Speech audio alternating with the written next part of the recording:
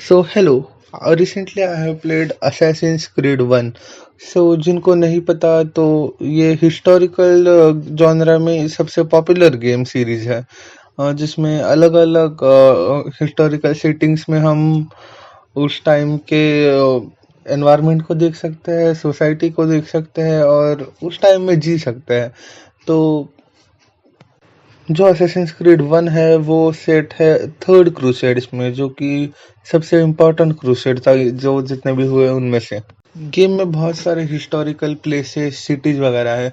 And it's shocking कि कैसे 18 साल पुराना, मतलब 2007 में बना हुआ गेम है वो। उसमें डेवलपर्स ने अलग अलग उस टाइम के सिटीज को रिक्रिएट किया। गेम में मेनली 3 सिटीज है, जेरूसलम, एक्रे एंड दमेस्कस।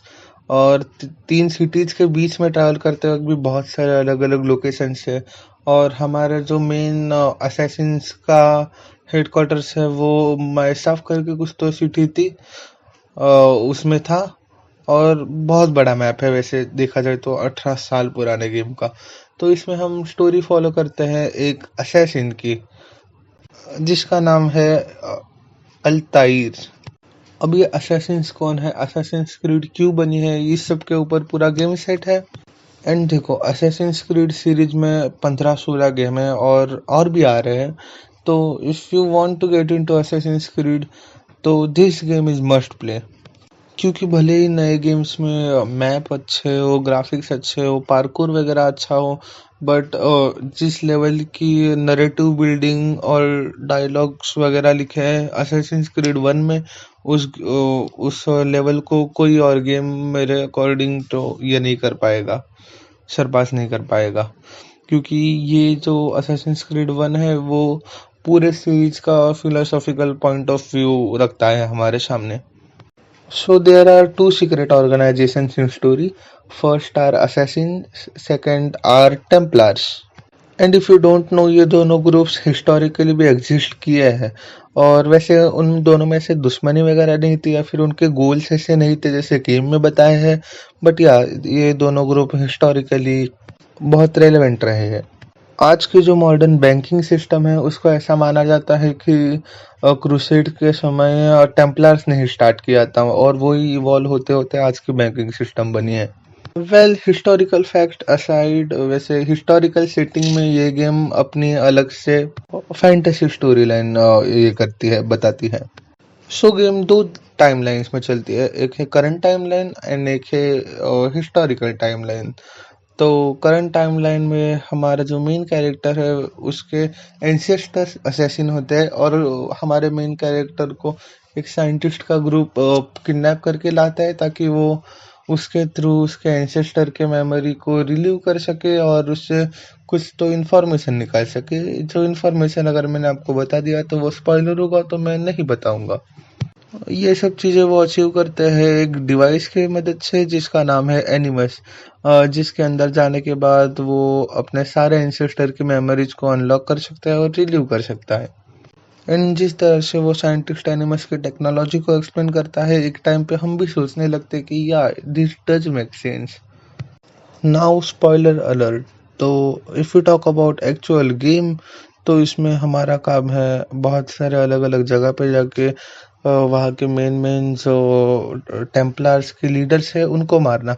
वैसे स्टार्टिंग में हमें पता नहीं होता कि वो टेम्पलार्स के लीडर है, हमें बस उनके असैसिनेशन के कॉन्ट्रैक्ट मिले होते हैं। बट जैसे जैसे हम उनको मारते हैं तो वैसे वैसे हम फिगर आउट करते हैं कि इन सबका कुछ ना कुछ कनेक्शन है। एंड ये सब ऐसा सोचते हैं कि हम किसी ग्रेटर कॉज के लिए काम कर रहे हैं, जो भी गलत चीजें वो कर रहे होते हैं। तो ये गेम पूरे टाइम हमें एक ऐसे मिस्टीरियस वाइब में रखता है जो कि एंड में पे ऑफ करती है। अगर मिशन स्ट्रक्चर्स की बात की जाए तो मिशंस थोड़े से रिपीटेटिव है, लाइक लोगों से कुछ सामान चुराना या फिर लोगों की बातें सुनना। वैसे हमेशा ऑलमोस्ट ऐसा ही होता है कि हम नए जगह पे जाते हैं, वहाँ से लोगों से जिसको असैसिनेट करना है उसकी इंफॉर्मेशन वगैरह लेते हैं। एंड फिर उस इंफॉर्मेशन के बेसिस पे हम उस आदमी को जाके पकड़ते हैं और उसको मारते हैं। और हर एक आदमी को मारने के बाद उसका 1 या 2 मिनट का कन्वर्सेशन होता है जो कि बहुत अच्छा होता है। एंड गेम प्ले वाइज तो गेम बहुत अच्छा है, अगर हम कंसिडर करें कि ये 2007 का गेम है। आई नो कि ये बात मैं रिपीट कर रहा हूँ बहुत बार, क्योंकि यार मैं तब 3 साल का था, तब मुझे शायद कंप्यूटर या फ़ोन के बारे में पता भी नहीं होगा। उस वक्त ये ऐसा क्रेजी गेम बना था। सो स्टेइंग ऑन टॉपिक, भले ही मिशंस रिपीटेटिव हो, बार बार आए, बट स्टिल वो मिशन करने में मज़ा आता है, क्योंकि वो हमें ज़्यादा कुछ करना नहीं होता, बस बैठ के इंफॉर्मेशन ही कलेक्ट करनी होती है। और उस वक्त हम उस समय को एक्सपीरियंस कर रहे होते, तो इट डजेंट बॉदर अस कि ये मिशंस थोड़े से रिपीटेटिव हैं।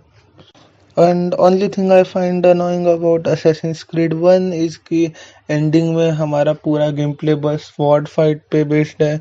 मतलब हमने पूरे गेम खेलते वक्त हमने प्रैक्टिस की थी कैसे छिपके से सबको असैसिनेट वगैरह करना है हिडन ब्लेड से।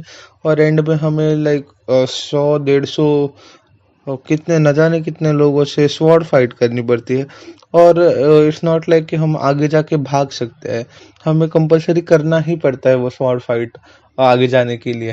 एंड जब हमें रिवील होता है कि हमारा जो मेन लीडर है वही ये है, कि मतलब वही सबसे बड़ा टेम्पलर है, या फिर उसने एप्पल ऑफ ईडन के लिए हमें धोखा दिया, तो उसके साथ भी जो बॉस बैटल है वो भी बहुत मुश्किल है। बट या स्टिल वो ज़रूरी भी है, मतलब गेम को प्रॉपर एंडिंग देने के लिए। एंड आई फील लाइक मज़ा आया मुझे बहुत खेल के।